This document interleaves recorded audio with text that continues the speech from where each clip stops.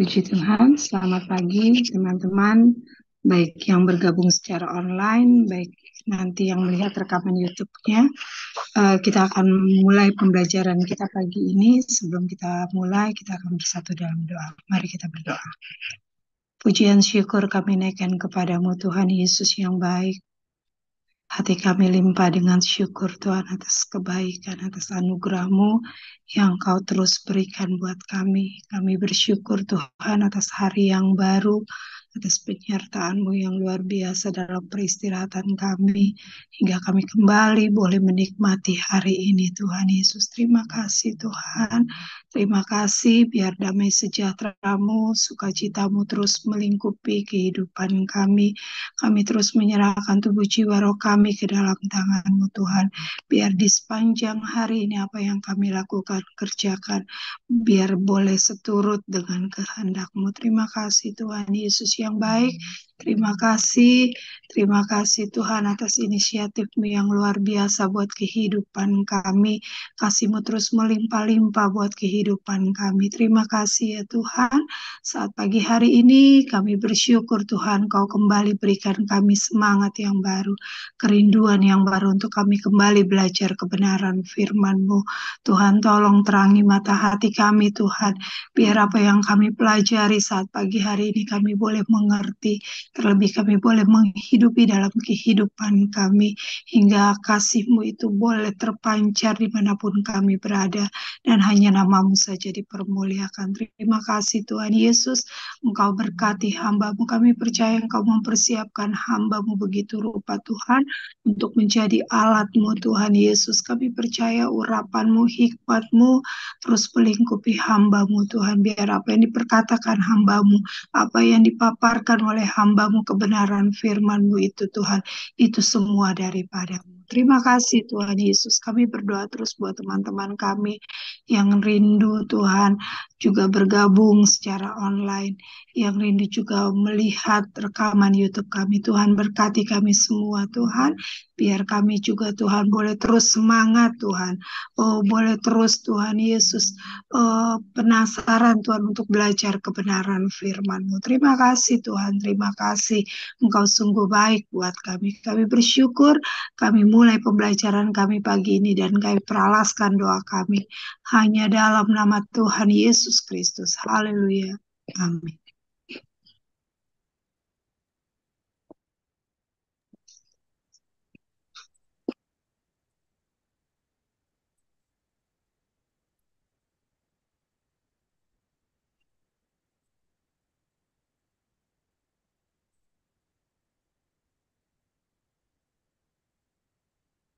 Puji Tuhan, selamat pagi. Kembali kita belajar firman Tuhan. Kita sudah memasuki bagian keempat dari doktrin tentang dosa.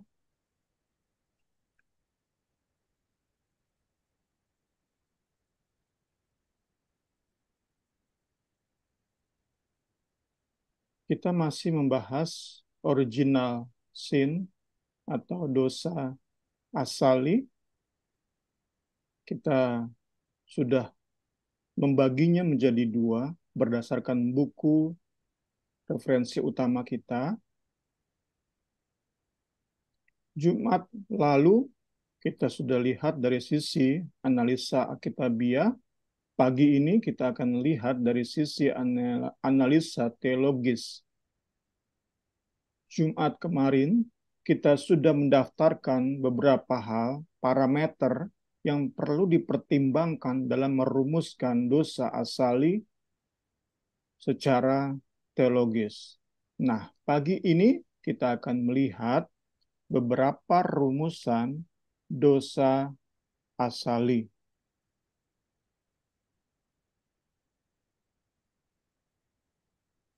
Dari konsep Yudaisme, Gnostik, Pelagianisme, semi-pelagianisme, transmisi atau penyebaran secara genetik, kemudian imputasi, memperhitungkan secara tidak langsung, kemudian realisme, dan federalisme. Kita akan dapati banyak teolog, mayoritas teolog menganut yang nomor 8. Konsep Yudaisme merumuskan dosa asali sebatas keinginan jahat dalam hati yang dapat dikontrol oleh keinginan baik. Perdebatan antar para rabi berkisar di pembahasan pada umur berapa keinginan jahat tersebut muncul dan tentang keinginan jahat tersebut merupakan kejahatan moral atau sekadar naluri alamiah. Ini dasar ayatnya. Ketika dilihat Tuhan bahwa kejahatan manusia besar di bumi dan bahwa segala kecenderungan hatinya selalu membuahkan kejahatan semata-mata. Ini ayat yang dipakai untuk menjelaskan keinginan jahat yang ada di dalam hati manusia. Namun bukan hanya keinginan jahat, tetapi juga ada keinginan baik. Setiap manusia diharapkan untuk mengontrol setiap keinginan jahat dengan keinginan baiknya. Tentu maksudnya agar manusia terhindar dari hukuman Allah. Ketika Tuhan mencium persembahan harum itu, berfirmanlah Tuhan dalam hatinya, aku takkan mengutuk bumi ini lagi karena manusia. Sekalipun yang ditimbulkan hatinya adalah jahat dari sejak kecilnya. Dan aku takkan membinasakan lagi segala yang hidup seperti yang telah kulakukan dengan air bah. Tentu kita tahu konteksnya ini. Ada keinginan jahat dan ada keinginan baik. Itu secara umum mayoritas yang diyakini oleh penganut Yudaisme. Kemudian kita masuk konsep yang dimengerti oleh golongan agnostik dalam memahami atau merespon konsep rumusan dosa asali. Agnostik itu tidak yakin apakah Tuhan itu ada, dan mereka juga tidak yakin apakah Tuhan itu tidak ada. Mereka memilih untuk mempercayai tanpa mengetahui apakah Tuhan itu ada atau tidak. Jadi belief mereka, keyakinan mereka, iman mereka adalah netral. Mau Tuhan ada atau enggak, saya enggak terlalu peduli. Karena itu dekat dengan sikap apatis. Nah, bagi mereka, usaha perumusan secara detail konsep dosa asali itu nggak memiliki dukungan Alkitab yang cukup. Ya tentu sikap mereka apatis, sekadar saja untuk mengetahui, sehingga bisa diyakini nggak punya usaha yang cukup untuk dalami firman, untuk hubungkan ayat-ayat tentang dosa asali, sehingga bisa merumuskan dosa asali. Bagi mereka, semua ayat yang menjelaskan hubungan langsung antara Adam dan umat manusia dalam hal keberdosaan itu semata-mata spekulasi filosofis.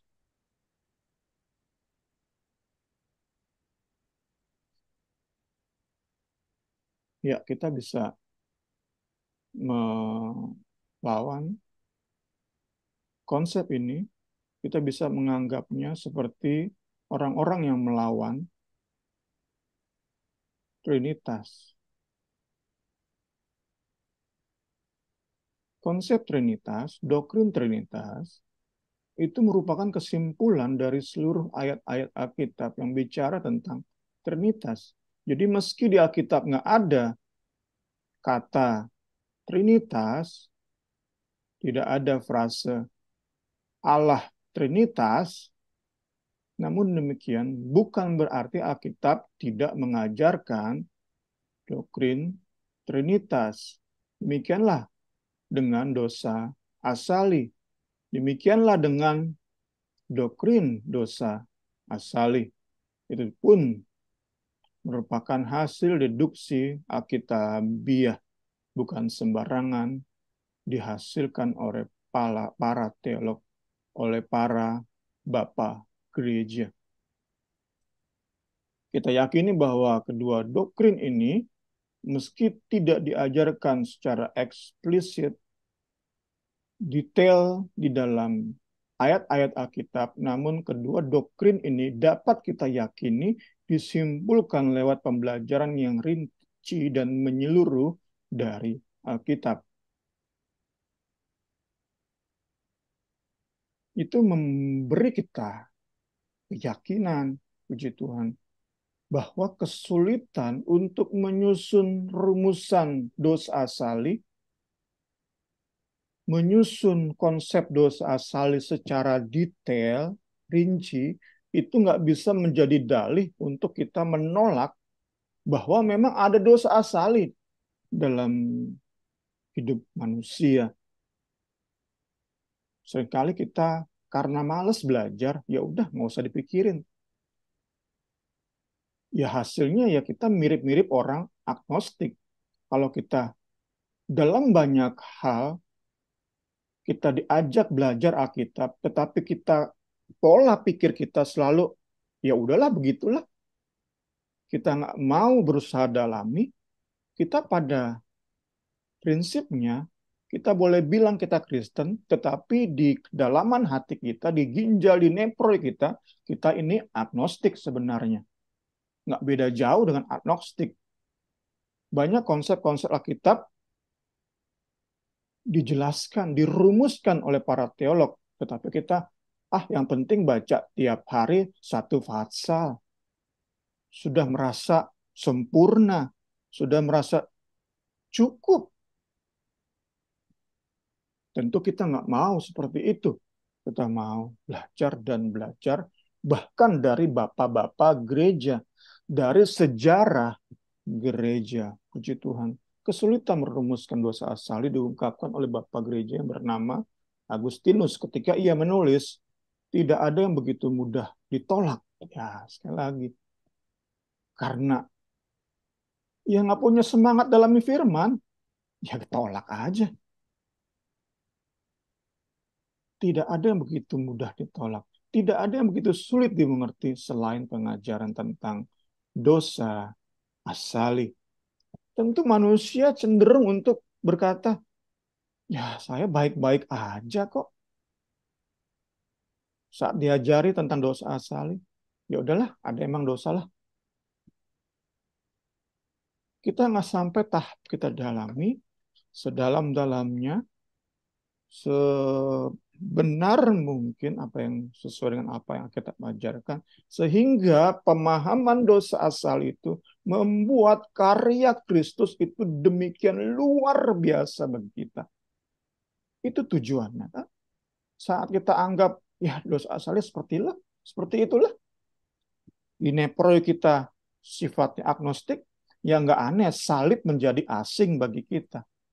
Kekristenan kita bersifat antropologis, terus fokus pada diri sendiri. Lagu-lagu yang kita nyanyikan yang bersifat antropologis, itu kita sukai sekali. Kata-katanya, syairnya banyak mengenai saya. Aku diberkati, aku ditolong. 1000 lebah rebah kiri kanan, aku dibela. Antropos sentris sekali. Kita nggak mau seperti itu. Kita mau hidup kita, pikiran kita, seluruh keberadaan kita, dimulai dari bagian terdalam kita, fokusnya Kristus. Salah satu jalan yang terpenting untuk kita fokus pada Kristus, paham benar dosa asali. Puji Tuhan, puji Tuhan. Kita nggak mau anggap enteng, sehingga kita tolak saja. Asal saja mengertinya. Tuhan Yesus tolong kita semua. Puji Tuhan, puji Tuhan. Kemudian saya juga dapati bahwa penolakan serupa dengan konsep agnostik itu dikemukakan oleh teolog, sekali lagi teolog neo-ortodoks. Nanti bisa dilihat lagi apa itu konsep atau pemahaman neo-ortodoks. Contohnya adalah Emil Brunner. Baginya dosa asali hanyalah ajaran Bapa Gereja Agustinus, bukan ajaran Alkitab. Oke, ini dari konsep agnostik kiranya kita dapat belajar. Kemudian kita masuk ke Pelagianisme. Aliran ini dirintis oleh seorang rahib Inggris bernama Pelagius. Ia seorang asketis, suka berpuasa dan menyangkal diri. Dan ia bukan hanya bisa mengajarkan hidup kudus, tetapi benar-benar menjalani moralitas, etika, standar tinggi. Sangat tinggi. Nah, ia dan para pengikutnya sangat keras menentang konsep dosa asali. Karena itu bertubrukan sekali dengan Agustinus. Berantem, kontras dengan Agustinus. Sangat keras menentang dosa asali. Dengan keyakinan Allah itu maha adil. Nggak mungkin Allah maha adil mengizinkan dosa satu orang mencemari umat manusia. Nggak mungkin. Nggak mungkin Allah dalam kemaha adilannya mengizinkan dosa Adam mencemari, merusak batin kita. Itu pemahaman Pelagius. Mereka begitu bersemangat membela keadilan Allah. Dapat kita katakan mereka ini front pembela keadilan Allah. Ya, kita pun dapat kembali menghubungkan dengan semangat para penolak doktrin Trinitas. Mirip. Penganut Pelagianisme itu berpikir sedang membela keadilan Allah. Sedangkan penganut Unitarian, lawan dari Trinitarian, Trinitas, berpikir sedang membela keesaan Allah. Mirip kan? Pelagianisme berpikir sedang membela keadilan Allah. Keadilan Allah harus dibela. Padahal cara membela mereka logis dengan logika manusia. Padahal pembelaan Unitarian terhadap keesaan Allah juga berfokus pada manusia, nggak berfokus pada yang Alkitab ajarkan. Puji Tuhan. Pelagius meyakini bahwa setiap manusia terlahir tanpa dosa dan memiliki kehendak bebas. Hidup berdosa merupakan tanggung jawab pribadi, personal responsibility. Dosa tersebar hanya melalui contoh buruk. Kita mengikuti opa oma atau papa mama kita. Karena itulah hidup tanpa dosa dimungkinkan tanpa atau dengan Alkitab.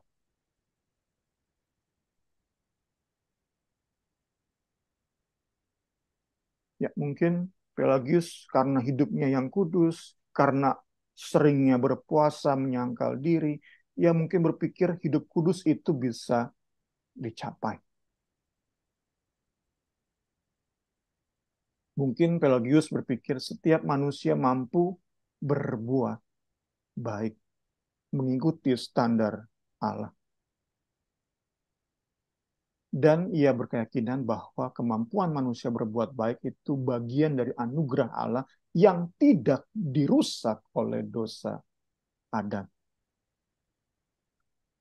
Pelagius yakin saat Allah memberi perintah dalam Alkitab, ia yakin Allah juga ingin manusia melakukannya dalam kehendak bebas mereka. Baginya absurd, bagi Pelagius sesuatu yang absurd saat Allah memberi perintah, namun manusia nggak mampu lakukan dalam kehendak bebas. Itu yang dipahami oleh Pelagius. Sekali lagi, logik masuk akal, tetapi kita tahu bersama bertentangan dengan banyak sekali ayat Alkitab.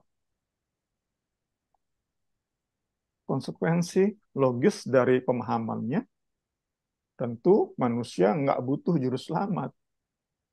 Dan tentu salib Kristus yang nggak ada artinya. Kematian Kristus sekadar teladan yang perlu kita ikuti. Nggak ada dampaknya, nggak ada jangkauannya.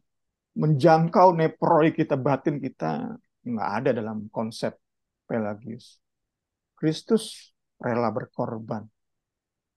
Kristus rela berkorban bagi orang lain. Itu teladan yang perlu diikuti oleh seluruh umat manusia.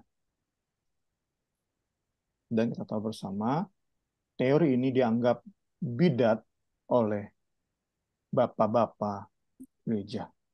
Karena itu saat muncul lagi di zaman modern, mungkin rubah covernya, kita tetap perlu anggap sebagai bidat. Penganut Pelagianisme bukanlah orang Kristen.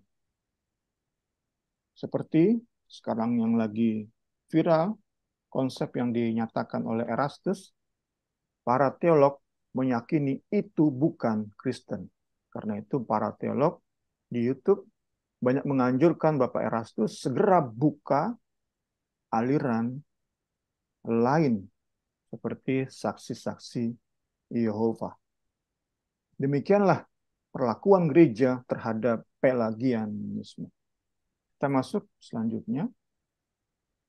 Semi-Pelagianisme. Dipopulerkan oleh seorang rahib dan teolog Roma dari Gaul, Prancis bernama John Cassian. Dia coba memberi titik tengah, titik pertemuan antara Pelagianisme dengan Agustianisme. Namun, sesuai dengan namanya, semi-Pelagianisme, Cassian mengajarkan tentu lebih dekat kepada Pelagianisme. Sepertinya titik tengah, tapi lebih dekat ke Pelagianisme. Cassian mengajarkan bahwa natur manusia tidak seluruhnya bobrok. Jadi, ia menolak total depravity. Ia meyakini konsep partial depravity. Tidak seluruhnya. Hanya sebagian natur manusia, keberadaan batin manusia yang dirusak oleh dosa Adam. Artinya meski tercemar oleh dosa, namun tidak sampai membuat manusia kehilangan kemampuan untuk mengenali dan bekerja sama dengan anugerah Allah. Ya, tentu konsep ini pun kita anggap bidat, kita tolak. Karena kita yakin, mayoritas teolog yakin, ketidakmampuan manusia merespon anugerah Allah. Perlu inisiatif Allah untuk pertama mengubah kita, menghidupkan kita. Karena itu dikatakan oleh Rasul Paulus, kita mati oleh dosa, mati di dalam dosa. Kita nggak punya kemampuan untuk merespon Injil dengan iman yang menyelamatkan. Namun tidak demikian dengan keyakinan dari Cassian. Ia meyakini bahwa tidak terjadi imputasi perhitungan dosa Adam. Manusia hanyalah cacat rohani sejak semula, yaitu mewarisi suatu keberadaan yang lemah, bukan rusak, yang lemah dari Adam yang diwariskan secara alamiah. Tentu saat kita bicara secara alamiah menunjuk kepada transmisi atau penyebaran secara genetik atau berdasarkan kelahiran. Teori ini tidak dapat menjelaskan ketidakberdosaan Kristus. Keadilan Allah pun dipertaruhkan saat diajarkan bahwa Allah membuat orang-orang tidak berdosa mewarisi keberdosaan Adam.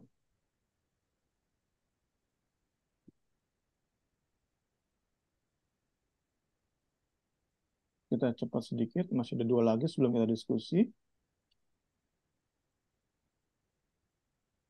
Penyebaran alamiah meyakini bahwa kerusakan manusia tersebar berdasarkan hukum keturunan, serupa dengan konsep kutuk turun-temurun, yaitu bahwa kerusakan rohani diwariskan sama seperti cacat jasmani.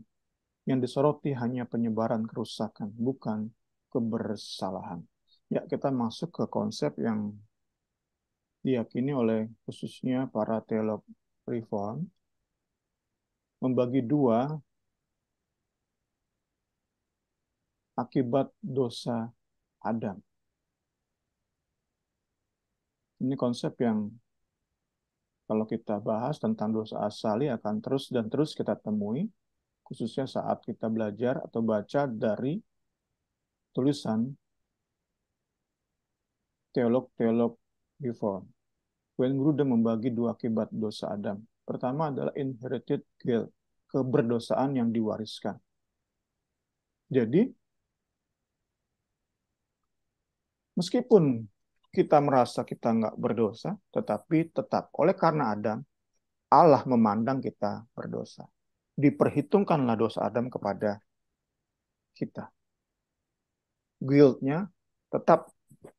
Jadi orang tua kita bersalah, itu diperhitungkan kepada kita sebagai bersalah juga. Itu inherited guilt. Kemudian inherited corruption. Ada 2, jadi ya, guilt dan corruption. Corruption baru itu bicara tentang kenapa ini dosa terus bekerja di hidup kita. Kenapa keinginan-keinginan jahat, impuls-impuls yang begitu kotor itu terus ada di hidup kita. Itu juga karena dosa Adam. Jadi ada 2. Guilt itu bagaimana Allah memandang kita bersalah, sedangkan corruption atau kerusakan itu bagaimana dosa itu membuat kita terus dan terus berkeinginan najis, jahat, kotor, melukai sesama. Itu karena juga dosa Adam. Jadi sebelum kita melakukan dosa, Alkitab mengajarkan, para teolog meyakini, sudah ada keinginan. Kita terlahir dalam keinginan. Seperti itu. Sekali lagi ada 2, guilt dan corruption. Kebersalahan, kita diperhitungan bersalah. Kedua adalah corruption, kita rusak di batin kita. Nah, tadi kita sudah bahas bahwa yang disoroti oleh penyebaran alamiah itu hanya kerusakan. Bagaimana rusaknya dosa Adam itu terus secara lahiriah diwariskan. Dari Adam terus ke Kain, ke Set, ke anak-anaknya, terus Abraham, terus sampai kepada kita secara genetik. Kerusakan total itu diwariskan secara genetik, sehingga guilt-nya itu nggak dapat. Sedangkan saat kita bahas Roma 5 kemarin, guilt kita pun terlahir dalam kondisi Allah menganggap kita salah oleh karena dosa Adam. Maut menjadi bagian kita karena dosa Adam. Konsep penyebaran alamiah tentu dengan gampang kita bisa bilang gagal menjelaskan ketidakberdosaan Yesus Kristus. Karena lewat kelahiran, dosa tertular. kutuk turun-temurun, dosa turun-temurun. Ya pasti dosanya Maria turun kepada Yesus. Nggak bisa, nggak mungkin. Nggak mungkin Yesus lahir dengan keadaan berdosa. Dia nggak mungkin menjadi korban yang sempurna. Ya, itu yang pertama, gagal menjelaskan ketidakberdosaan Yesus Kristus. Kedua, teori ini pun tidak memberikan dasar yang cukup kuat untuk untuk menjelaskan alasan mengapa ia membiarkan dosa satu orang tersebar ke seluruh umat manusia. Tentu kita nanti saat mengasih poin-poin ini, atau puncaknya nanti kita akan lihat konsep federalisme sebagai konsep yang dikatakan terbaik dalam menjelaskan dosa asali. Satu lagi sebelum diskusi, imputasi tak langsung. Istilah imputasi berasal dari kata Latin imputo, yang berarti menghitung atau menanggung. Karena itu kita sudah lihat tadi beberapa kata tentang memperhitungkan, diperhitungkan. Dosa Adam diperhitungkan kepada seluruh umat manusia. Paralelnya, kebenaran Kristus diperhitungkan kepada orang-orang percaya. Sama artinya dengan kata Yunani logizomai dan Ibrani hazab. Kita lihat ayat yang mendukung. Kita pakai satu ayat saja untuk menjelaskan konsep diperhitungkan. Dan kalau dia, Onesimus, sudah merugikan engkau, Filemon, ataupun berhutang padamu, Filemon, tanggungkanlah, perhitungkanlah kerugian hutang itu kepadaku, kata Paulus. Jadi yang salah Onesimus. Tetapi, kata Paulus, tanggungkanlah, perhitungkanlah. Anggap Onesimus nggak pernah berhutang, nggak pernah merugikan. Tanggungkanlah semua kerugian, semua hutang kepada Paulus. Itu konsep imputasi di dalam Alkitab. Nah, imputasi tidak langsung mengajarkan bahwa Allah dalam keadilannya hanya menghukum Adam karena dosanya sendiri. Dosa membuat Adam mengalami kerusakan total. Nah, sebenarnya keturunan Adam enggak ikut dipersalahkan oleh Allah. Tadi kan kita sudah singgung, nanti puncaknya di federalisme. Tapi kita sudah singgung berkali-kali, dan Jumat lalu kita sudah katakan, karena Adam kita pun diperhitungkan bersalah, sehingga maut itu pantas kita terima. Bahkan bayi pun sepantasnya masuk neraka. Kita sudah bahas Jumat lalu. Nah, kembali teori ini, konsep ini coba membela keadilan Allah. Nah, berkata hanya Adam yang dihukum. Adam berdosa, Adam dihukum. Manusia seluruhnya keturunan Adam nggak dihukum. Mereka nggak salah. Namun secara tidak langsung konsekuensi atau kerusakan yang dialami oleh Adam itu tertular bukan sebagai hukuman Allah, tetapi sebagai konsekuensi natural. Kita kenal hukum alam. Adam punya anak, ya dia mewarisi kerusakan total itu. Tetapi bukan sebagai hukuman Allah. Tetap dianggap hanya sebagai manusia berdosa. Tetapi tidak sedang dihukum Allah. Kurang lebih seperti itu konsep imputasi tidak langsung. Ya, kita masuk ke dalam diskusi sebentar. Bu Rini, dipersilakan.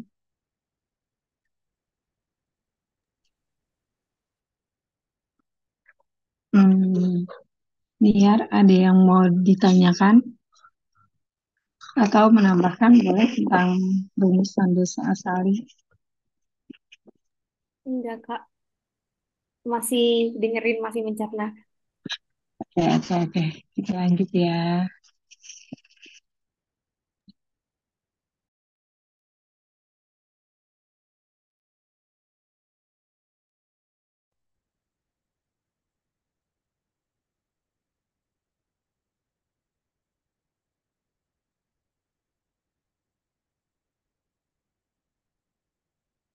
Konsep realisme meyakini bahwa Adam dan keturunannya ada secara serentak dan berdosa sebagai satu kesatuan. Ya, kita masuk konsep ketujuh dan kedelapan, dua konsep yang banyak diterima oleh para bapak gereja, para teolog realisme dan federalisme. Kita lihat dulu realisme. Jadi kalau kita katakan paling banyak diterima adalah federalisme, nomor dua adalah realisme. Sedangkan yang lain-lain tadi secara umum ditolak oleh gereja, apalagi Pelagianisme. Sudah benar-benar dinyatakan bidat, sesat, bukan bagian dari kekristenan. Meskipun pengajarnya mengaku sebagai Kristen.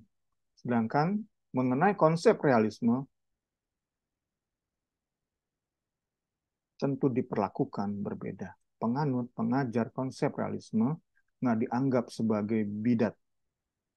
Ini perlu kita pahami dalam kita terus mendalami kebenaran firman. Berbeda dengan kita, namun penganut konsep ini nggak bisa kita bilang bidat. Tetap kita bisa terima sebagai saudara seiman di dalam Yesus Kristus.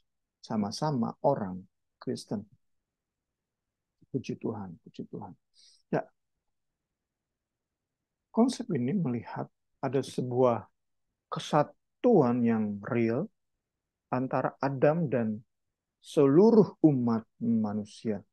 Seperti Adam itu induk pohon mangga. Nah, umat manusia itu buah mangga yang dihasilkan. Jadi meskipun saat itu di Eden kita belum ada, wujud kita belum ada, seperti pohon mangga belum berbuah, namun kita sudah dikandung oleh si pohon mangga. Kita sudah menyatu dengan Adam.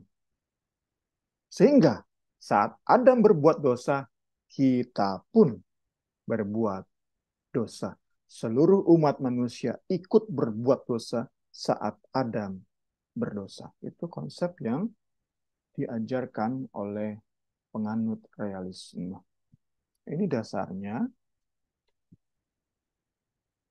maka dapatlah dikatakan bahwa dengan perantaraan Abraham, sekali lagi dengan perantaraan Abraham, dipungut juga persepuluhan dari Lewi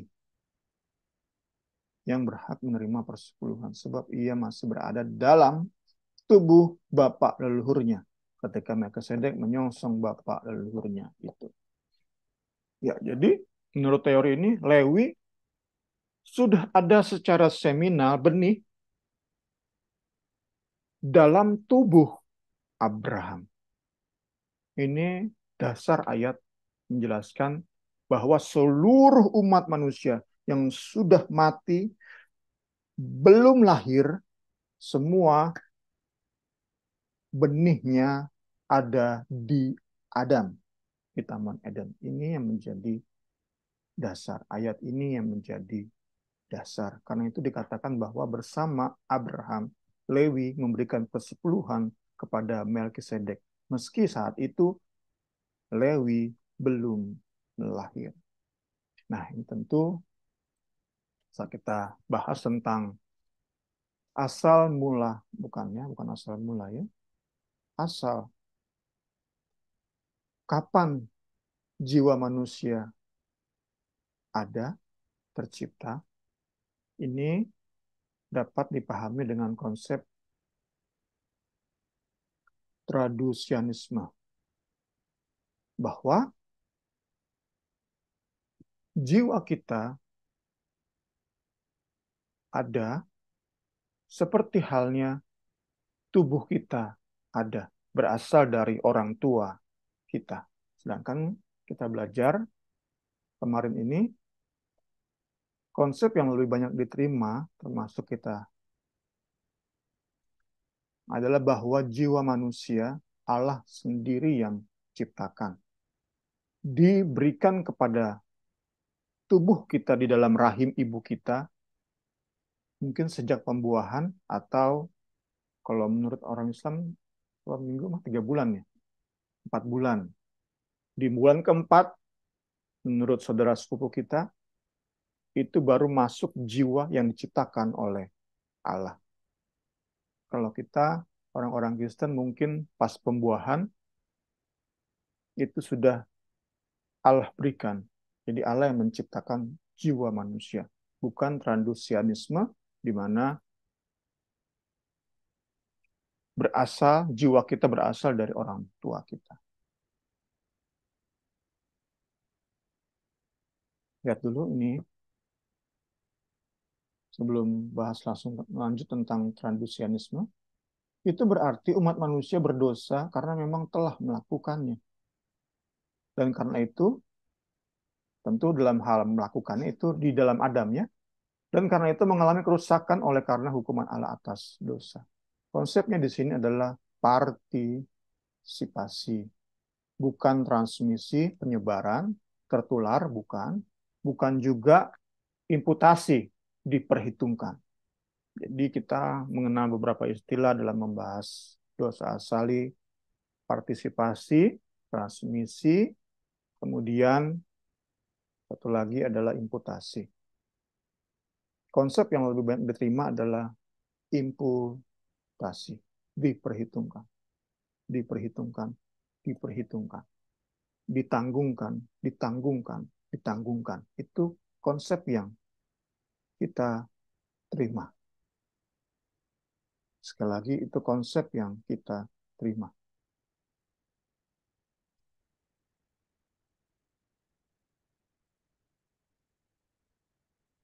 Penganut konsep ini adalah Bapak Gereja itu sendiri, Agustinus, yang mencetuskan dosa asali. Dia menganut konsep realisme. Dia meyakini kerusakan tadi yang ada karena Adam diwariskan melalui hubungan seks. Ini tambahan dari Agustinus. Sehingga ketidakberdosaan Kristus dapat dijelaskan karena Tuhan Yesus ada tanpa hubungan seks. Ini kiranya memberi kejelasan saat kita membahas konsep realisme. Meski secara turun-temurun diwariskan, tetapi itu melalui hubungan seks, melalui pembuahan tadi. Pembuahan lewat hubungan seks. Teori ini didukung tadi ya oleh penganut tradusianisme, tetapi tentu ditolak oleh kita yang percaya bahwa jiwa manusia diciptakan ketika terjadi pembuahan. Jadi berbeda dengan tradusianisme yang meyakini jiwa manusia tuh sudah ada terus, tinggal diproduksi saja, tinggal diwariskan saja.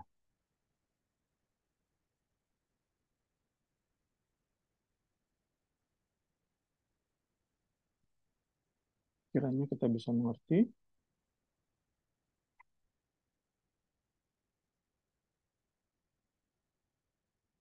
Nah, kekurangan kelemahan teori ini adalah di luar penjelasan tambahan Agustinus tadi, teori ini tidak dapat menjelaskan ketidakberdosaan Kristus. Karena tadi ya, terus-menerus jiwa manusia karena ikut berdosa di dalam Adam. Jadi gambarannya, kalau menurut konsep ini, Yesus pun dalam kemanusiaannya hadir di Taman Eden, ikut berdosa bersama Adam. Tentu nggak bisa mendukung ketidakberdosaan Kristus. Kemudian teori ini pun tidak dapat menjelaskan mengapa dosa Adam membuat bumi terkutuk. Nah, nanti kita lihat konsep federalisme bisa menjelaskan kenapa dosa membuat bumi pun ikut terkena hukuman. Kemudian, konsep oleh karena dosa satu orang, semua makhluk, semua manusia ikut berdosa pun tidak bisa dijelaskan lewat teori ini. Ya, masuk ke teori terakhir, konsep terakhir. Teori yang paling kuat, diadopsi oleh sebagian besar teolog, dikenal juga dengan teori atau konsep representatif, meyakini bahwa Adam itu bukan hanya bapak leluhur, tapi juga wakil dari seluruh umat manusia. Istilah federal berasal dari kata Latin fedus atau foedus yang berarti perjanjian, covenant. Teori ini meyakini bahwa Allah telah mengadakan perjanjian dengan Adam, manusia, sebelum kejatuhan di Taman Eden. Ya, ini teori yang asing bagi teori-teori yang baru yang telah kita bahas. Namanya konsep federalisme memakai kata perjanjian, covenant.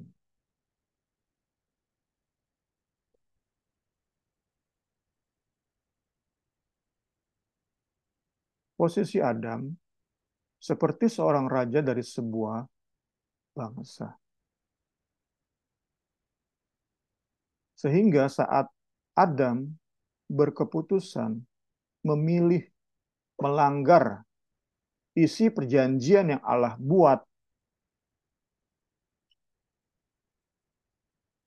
tentu kita sudah sering belajar perjanjian-perjanjian yang Allah buat, itu Allah yang inisiatifi, mulai Allah yang susun,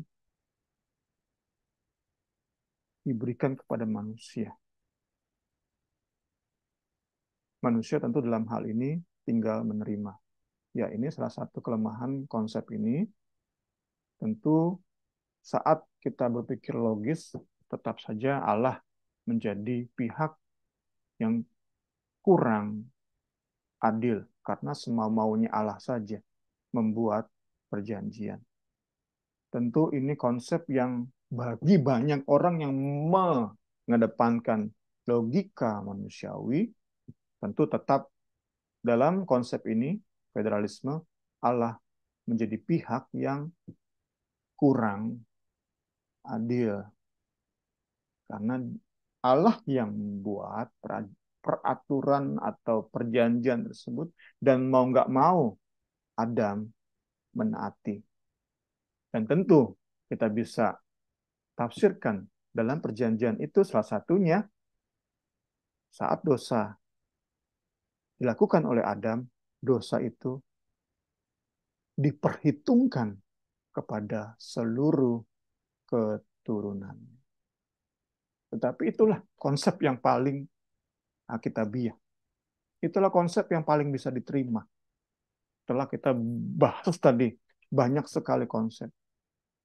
Karena bagaimanapun kita sudah daftarkan kan Jumat lalu parameter yang harus dipenuhi. Karena parameter itu Alkitab jelaskan, Alkitab tuliskan. Nggak bisa misalnya ketidakberdosaan Kristus itu kita abaikan. Kalau kita bisa abaikan, ya mungkin konsep realisme lebih cocok. Bahwa kita semua, seluruh manusia ini melakukan dosa bukan seperti bersama Adam. Sehingga ada orang berkata kan seperti itu ya.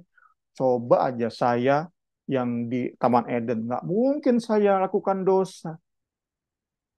Konsep realisme lebih bisa melawan tuh pendapat seperti itu. Kan ada orang-orang sok kudus ya. Coba aja saya Abraham posisinya. Nggak mungkin saya menikahi Rahab. Bukan Rahab siapa? Bundiknya Sarah, Hagar. Nggak mungkin saya menikahi Hagar. Itu kan pemikiran-pemikiran liar manusia kan. Manusia merasa suci. Realisme menolak itu, langsung menghabisi pemikiran semacam itu. Tidak demikian dengan federalisme. Federalisme menganggap, meyakini, ya memang manusia belum ada. Umat manusia belum ada saat Adam melakukan dosa. Tapi karena dalam perjanjian yang Allah buat dengan Adam, itu ada konsekuensi-konsekuensi, dan termasuk konsekuensinya adalah tadi, seluruh manusia akan saat melahirkan sakit, itu wanita. Saat bekerja, itu sampai banting tulang, itu pria. Sampai tekanan batin, itu pria dan wanita. Itu terjadi karena Adam melanggar perjanjian yang Allah buat dengan dirinya. Dan konsep ini pun menjelaskan, ini contoh, kita cepat saja ya, sudah sedikit lagi waktunya, tinggal lihat lagi nanti ya. Ini konsep sama tadi, imputasi ya.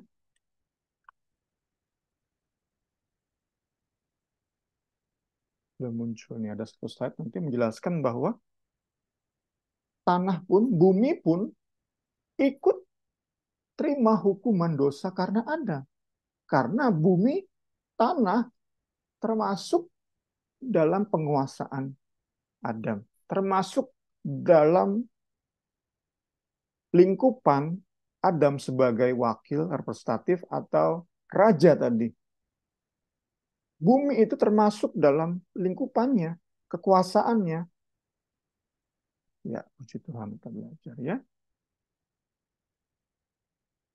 Adam bukan hanya mewakili dirinya. Tadi kita sudah bahas. Ini membuat setiap manusia lahir dengan inherited sin, dosa turunan, dan akibat dari dosa itu muncul kerusakan dan guilt, kebersalahan. Ini pun menjelaskan tadi ya. Jadi kita bukan hanya batin kita terus ingin berbuat dosa, namun saat kita lahir pun Allah sudah pandang kita dosa. Karena di dalam Adam kita sudah langgar perjanjian. Karena itu tentu jawabannya adalah Kristus dan Kristus. Puji Tuhan. Dosa Adam membuat, sudah singgung, tanah terkutuk karena termasuk di bawah pengawasan Adam. Dan Kristus bisa lahir tanpa dosa. Nah, karena kita bahasnya perjanjian, Yesus bisa lahir tanpa dosa karena Yesus menjadi kepala dari sebuah perjanjian yang baru. Perjanjian anugerah. Puji Tuhan. Jadi Allah membuat perjanjian yang baru. Nggak lagi pakai perjanjian Adam. Nggak lagi pakai perjanjian dengan Musa. Sebelum Musa ada Abraham ya. Adam, Abraham, Musa, Kristus.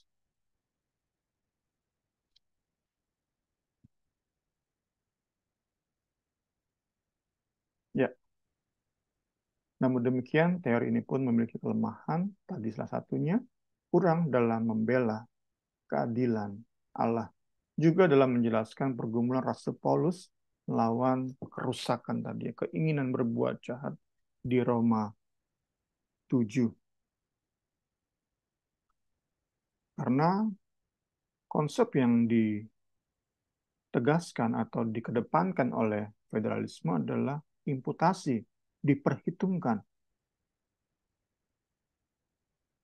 Jadi gambaran gamblang tentang bagaimana dosa itu menyebar kepada keturunan selanjutnya itu menjadi kurang jelas. Guilt-nya dapat. Bolehlah guilt-nya dapat tadi seperti ayat yang sudah baca tadi ya. Karena ayahnya bersalah, keturunan ketiga, keempat itu juga dipersalahkan. Allah membalas kesalahan bapak kepada keturunan ketiga, keempat. Itu oke lah tentang kebersalahan. Guilt, inherited guilt. Tetapi nggak bisa menjelaskan inherited corruption. Kerusakan yang diwariskan itu kurang dapat dijelaskan oleh federalisme karena konsepnya adalah imputasi, memperhitungkan. Dosa Adam diperhitungkan. Tetapi tadi konsep-konsep yang kita sudah bahas, ada yang lebih bagus, lebih elegan dalam menjelaskan kenapa sih kok keinginan berbuat jahat tuh kebawa-bawa terus, nggak ada itu satupun manusia yang terlahir dengan keinginan berbuat baik terus, nggak ada. Selalu pikirannya fokus pada diri sendiri. Itu kan inherited corruption, kerusakan, kecemaran yang diwariskan. Nah, federalisme kurang tuntas menurut buku kita ini, menurut perenungan saya juga, kurang tuntas dalam menjelaskan pergumulan Rasul Paulus di Roma 7. Dikatakan akal budiku ingin berbuat baik, tetapi daging ini, itu kan bicara tentang rusak yang diwariskan oleh orang tuanya. Rusak. Dia sadar keinginan dalam tubuhnya itu jahat. Itu yang Paulus jelaskan di Roma 7. Puji Tuhan, kiranya pembelajaran kita malam hari ini, pagi ini, menolong kita, sekali lagi, tujuan dan tujuannya adalah Kristus, karya salibnya. Semakin kagum kita, semakin bangga kita, semakin tertunduk kita, semakin ingin kita menelusuri jangkauan karya salib itu. Kalau kita diajak untuk telusuri bagaimana dosa asali 6.000 tahun yang lalu bisa sampai ke kita, gimana celah-celahnya bisa masuk itu dosa sampai kepada kita ini. Tentu kita pun akan dibuat jauh lebih kagum saat 2.000 tahun yang lalu di Kalvari, karya Yesus, itu telusurannya gimana caranya bisa membuat kita kudus padahal masih punya keinginan berdosa. Itu kan amazing, luar biasa. Kita diperhitungkan kudus. Rasul Paulus memanggil jemaat-jemaat yang kepada mereka surat ditulis. Rasul Paulus panggil mereka orang-orang kudus. Itu kan karena diperhitungkan kepada orang-orang ini karya Kalvari. Gimana caranya karya Kalvari itu bisa menembus sampai ke batin terdalam kita. Sehingga Allah Bapa di dalam nama Yesus Kristus saat melihat batin kita, menguji neproi kita, didapati kudus, benar. Allah bisa bersekutu dengan kita. Roh Kudus bisa mendiami kita. Itu gimana sih jalurnya? Puji Tuhan, kiranya pembelajaran malam hari ini, pagi ini memperlengkapi pembahasan perenungan, pergumulan teologis kita, sehingga kita fokus dan fokusnya lebih dan lebih lagi kepada Yesus Kristus yang 2.000 tahun yang lalu sudah mati bagi kita untuk mengaruniakan pembenaran, kebenaran, kekudusan agar diperhitungkan kepada kita di hadapan Bapa. Puji Tuhan, selamat pagi. Mungkin ada sedikit tambahan dari Bu Rini dan saudarinya. Iya nih ya. Nggak ada Kak aku hari ini. Masih ini ya. Masih mengunyah dulu kita ya nih. Ya, Kak. Kita Saya akan kalau tutup. kayak besar itu Nah, nggak, maksudnya kejadiannya itu gimana ya? Kayak melampaui akal pikiran gitu loh dari iya, itu sendiri. Iya, iya. kenapa bisa terjadi sampai saat ini gitu. Iya, itu aja sih. Paling masih ya masih mikir gitu Kak. Oke, oke. Ya, nanti Niar yang tetap dalam doa ya, Niar. Iya Kak. Mari kita berdoa. Tuhan Yesus, kami percaya Tuhan Yesus di kesempatan pagi hari ini, apa yang kami dengar ya Tuhan bukanlah sebuah kebetulan ya Tuhan Yesus Kristus. Kami ya Tuhan lebih lagi diingatkan ya Tuhan atas dasar nature kami sebagai manusia ya Tuhan Yesus. Kami mengerti ya Tuhan Yesus bahwasanya kami anak yang memiliki dosa ya Tuhan yang mula-mula berasal dari Adam ya Tuhan Yesus, yang terus ada menjadi bagian dari diri kita sampai saat ini ya Tuhan Yesus. Tuhan ajarkan kami untuk nggak apati ya Tuhan, ajarkan kami untuk nggak cuek ya Tuhan Yesus, masa bodoh dengan kejadian kami, dengan dosa-dosa itu ya Tuhan Yesus Kristus. Tapi kami mau ya Tuhan Yesus lagi mengerti segala sesuatu ya Tuhan Yesus yang telah Kau jadikan ya Tuhan. Jadi ya Tuhan, kami mau dengan kenyataan itu semua Tuhan Yesus berterima kasih ya Tuhan Yesus atas karya salib-Mu yang luar biasa dalam hidup kami ya Tuhan Yesus. Sungguh ajaib ya Tuhan Yesus, kejadian kami ya Tuhan Yesus, dan lebih karya penebusan-Mu ya Tuhan Yesus Kristus yang membebaskan kami semua Tuhan. Masih hidup dalam daging ya Tuhan, kami setiap hari masih dipenuhi oleh dosa ya Tuhan Yesus. Tetapi Engkau ya Tuhan yang terus bekerja dalam diri kami Tuhan, terus menguduskan kami ya Tuhan hari demi hari Tuhan Yesus, membuat karya-Mu dalam hidup kami sehingga kami boleh indah ya Tuhan Yesus, sehingga kami boleh berkenan di hadapan-Mu. Boleh ya Tuhan Yesus diadopsi jadi anak-Mu, boleh memiliki akses kepada Allah Bapa Tuhan. Terima kasih ya Tuhan, dan kami mau terus bersyukur mempersembahkan hidup kami yang terbaik hanya untuk hormat dan kemuliaan-Mu ya Tuhan. Tuhan Yesus, kami berterima kasih untuk kekuatan, untuk semangat yang Tuhan terus berikan pada bangsa-Nya Tuhan Yesus dalam mengemban tugas pelayanannya ya Tuhan Yesus. Kami percaya Tuhan Yesus, Tuhan terus memberikan kekuatan, memberikan semangat, terlebih hikmatnya Tuhan Yesus, mata batin yang terangnya Tuhan untuk melihat apa saja ya Tuhan Yesus yang perlu ia ketahui, perlu ia share ya Tuhan kepada jemaat-jemaat-Mu ya Tuhan Yesus. Tuhan yang tolong segala sesuatu yang menjadi kebutuhannya Tuhan yang penuhi. Tuhan berkati juga keluarganya Tuhan. Yang Karini, Jeta Jesi Tuhan Yesus. Semuanya ya Tuhan Yesus ada di tangan Tuhan. Dan Tuhan terus ya Tuhan Yesus menyertai ya Tuhan Yesus. Terus ya Tuhan Yesus kita mereka. Terima kasih ya Tuhan. Kami rindu ya Tuhan Yesus. Lebih lagi Tuhan Yesus, bahwa semuanya ini ya Tuhan Yesus boleh menjangkau hati setiap anak-anak-Mu Tuhan. Pelajaran-pelajaran ini Tuhan Yesus, baik itu kami semua ya Tuhan Yesus yang ikut dalam Bible study ataupun setiap orang yang Engkau kirim untuk mendengarkan video YouTube nanti ya Tuhan Yesus. Tuhan ketok ketik pintu kami Tuhan Yesus. Biarkanlah kami ya Tuhan Yesus Tuhan lapar dan haus akan Engkau Tuhan. Kami tidak mau ya Tuhan Yesus. Kami mengeraskan hati kami Tuhan.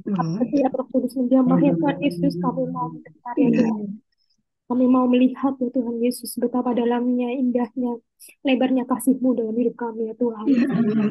Ya Tuhan Yesus, Tuhan kami juga mau berdoa ya Tuhan Yesus untuk jemaat-jemaat di gereja PDI dan gereja lainnya ya Tuhan Yesus. Kami mau berdoa ya Tuhan Yesus di akhir-akhir ini ya Tuhan Yesus. Di akhir zaman ini ya Tuhan, kami mau berdoa untuk kesehatan kami Tuhan Yesus. Kami boleh support, kami boleh mengasihi dengan tidak pura-pura Tuhan. Kami boleh ya Tuhan Yesus memberikan hati kami yang terbaik untuk mengakui Engkau telah mengasihi kami ya Tuhan Yesus. yang maha tinggi Tuhan. Allah Roh Kudus turun dalam hati kami Tuhan Yesus Kristus. Seluruh hati kami Tuhan yang lemah ini Tuhan Yesus, yang keras Tuhan. Jadi hati yang taat, hati yang mau melihat Tuhan lebih lagi sehingga kami boleh ya Tuhan Yesus mampu Ya Tuhan. dengan kami Tuhan. Terima kasih Tuhan, kami percaya Engkau terus dalam kehidupan kami, dalam kehidupan jemaat di PDI ya Tuhan Yesus. Dan namamu saja katakan. Apabila namamu ya Tuhan, kami sudah berdoa, beralaskan dalam nama Tuhan Yesus Kristus. Haleluya. Amin. Amin.